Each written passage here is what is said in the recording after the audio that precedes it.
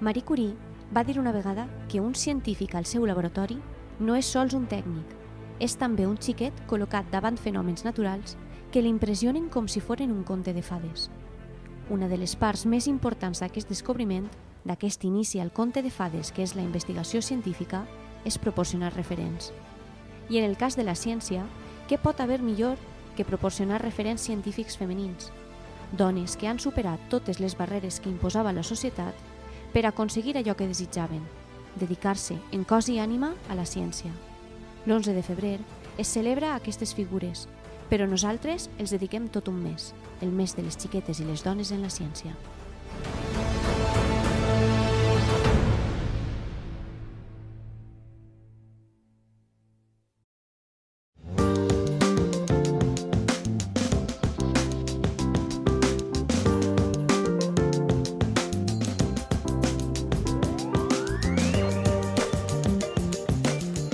Rosalind Franklin era una científica molt intel·ligent, que li agradava estudiar les coses petites anomenades àtoms i molècules, amb l'ajuda d'un instrument màgic anomenat microscopi. Un dia va fer un descobriment increïble sobre una cosa anomenada ADN. L'ADN és com un llibre petit que conté les instruccions per fer-los. Gràcies al seu treball, altres científics van poder entendre millor com funcionava l'ADN i com som els éssers vius.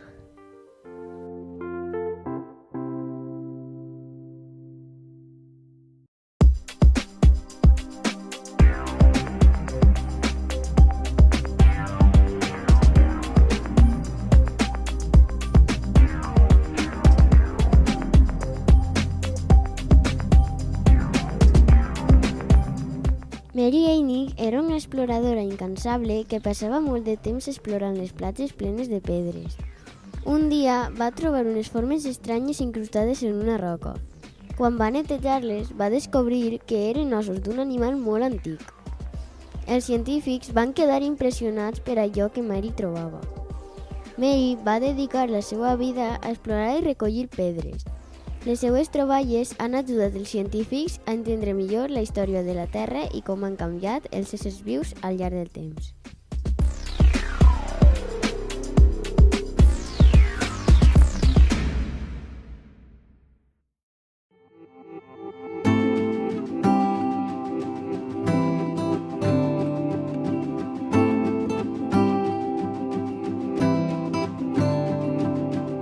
Ingi Lerman era una científica molt intel·ligent que li agradava estudiar la Terra.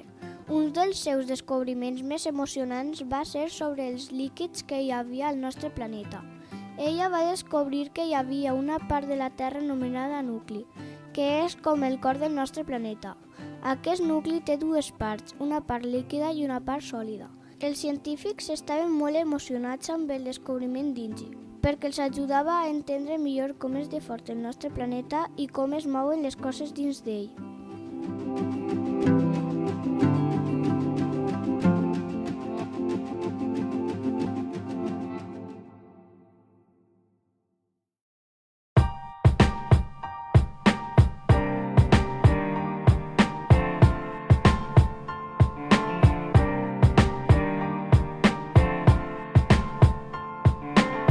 Amelia Earhart era una dona molt valenta i aventurera que li encantava volar com els ocells. Un dia va decidir fer un viatge molt especial. Volava en un avió petit per travessar l'oceà, com si fos una gran exploradora. Durant el seu viatge, Amelia va desaparèixer misteriosament. Ella va obrir el camí per a altres dones que també volien volar com ella. Avui en dia, molts aviadors s'inspiren en la valentia d'aquesta i continuen volant per tot el món, explorant noves terres i fent realitat els seus somnis.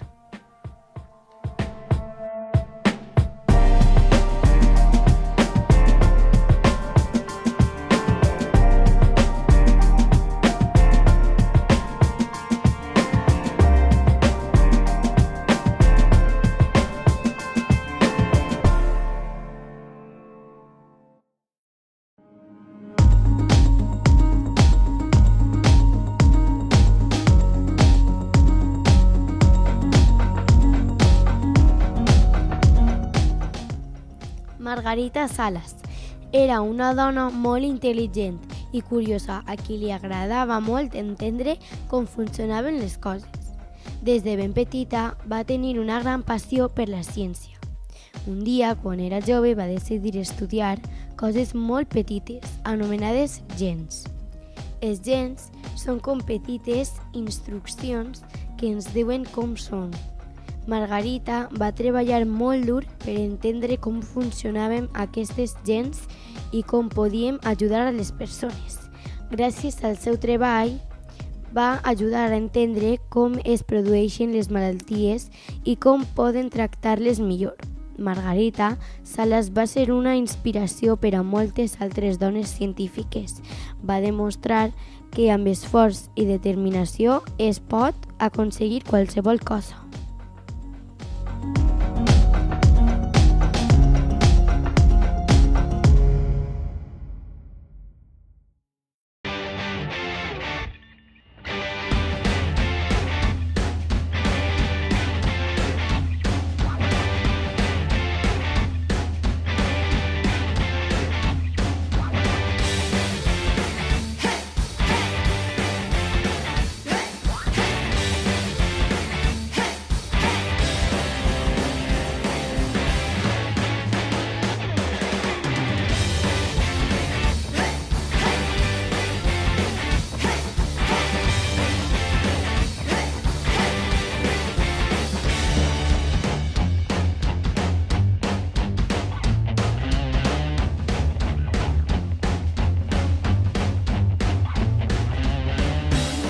Sara García Alonso és una dona molt valenta i intel·ligent que sempre va tenir un somni molt gran, volar cap al cel i explorar l'espai, com els astronautes. Sara va estudiar molt dur a l'escola. Més tard va estudiar biologia molecular. Amb aquesta saviesa, Sara va decidir que volia ser astronauta.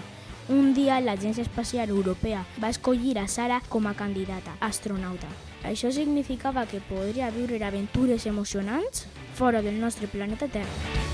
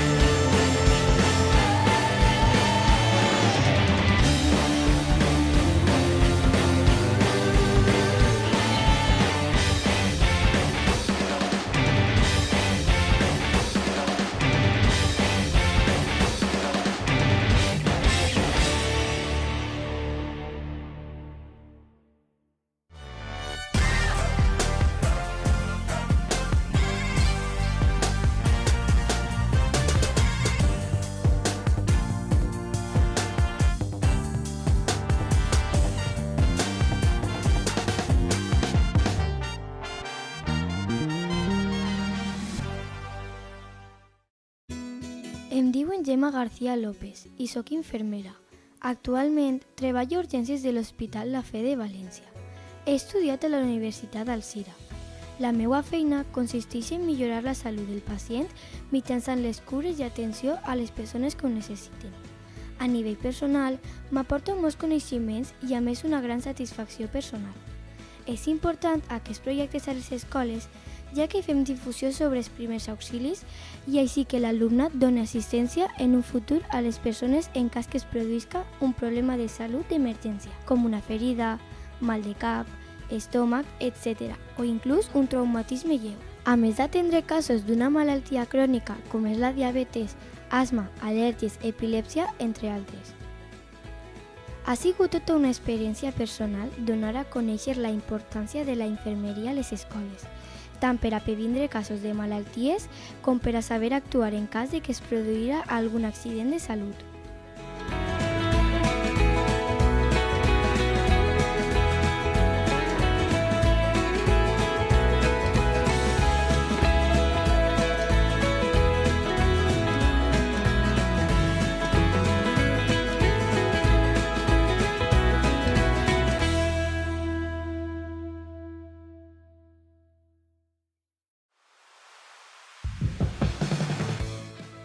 El meu nom és Carmen Hernández Quiles i soc professora de matemàtiques en un institut a Elda.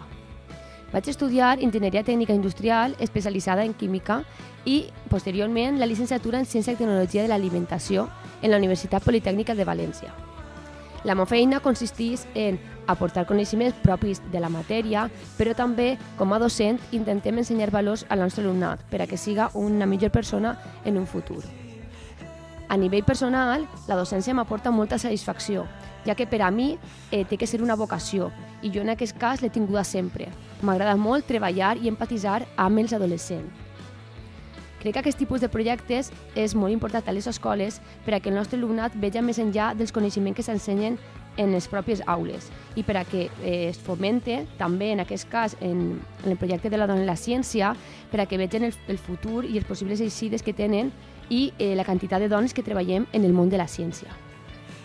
M'encanta participar en aquest tipus de projectes perquè no sols jo aporto coneixement, sinó que també m'aporten vivències i aprenc cada dia més d'altres companys i del propi alumnat, per a poder intentar millorar i créixer per a ser una millor docent.